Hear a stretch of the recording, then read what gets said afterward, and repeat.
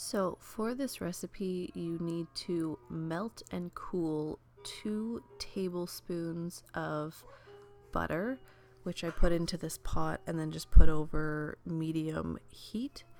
And then in a large bowl, you'll add 1 3/4 cups of large flake oats, which are also called old-fashioned oats, the zest of 1 lemon, and the juice of 1 lemon, which is about 2 to 3 tablespoons of lemon juice.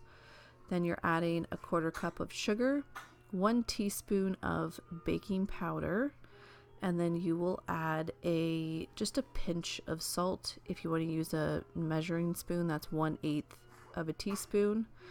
And then I just quickly mix that together just to kind of incorporate everything.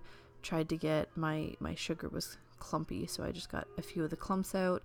And then you're adding about 1 to 2 teaspoons of vanilla extract, 1 egg into the bowl, and then I put the butter into the milk, and the milk is 1.5 cups of milk.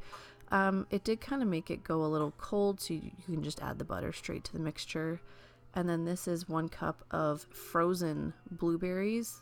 You could probably use fresh. I haven't tried, but the frozen blueberries work beautifully in this recipe.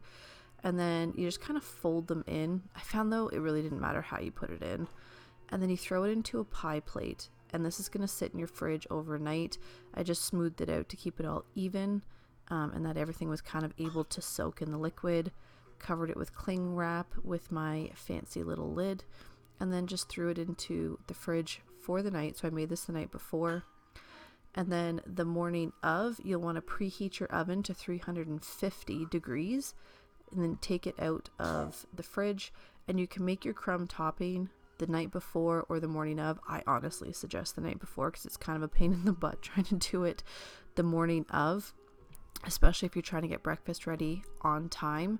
It's easy to just make the crumb topping, leave it on the counter. I used that bowl and just put a plate over it, so it was totally ready. But for the crumb topping, you can use a 1/4 cup. I prefer 1/3 of a cup because it just makes a little bit more crumb topping.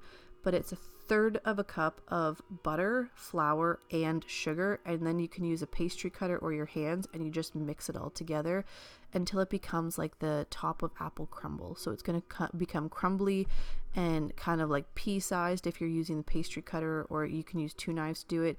If you're using your hand, you just want to make sure that most of the flour is mixed in with the sugar and the butter, and it makes basically like this kind of doughy consistency. And you just put it all over the pie plate. And then because the pie plate is cold and it is ceramic, I try and put it into the oven while it's still heating up, because I don't want it to crack. And I love this pie plate. It's my favorite pie plate. It's by Temptations, by the way. And yeah, so then you just put it in the oven, and you can do it for 30 to 35 minutes.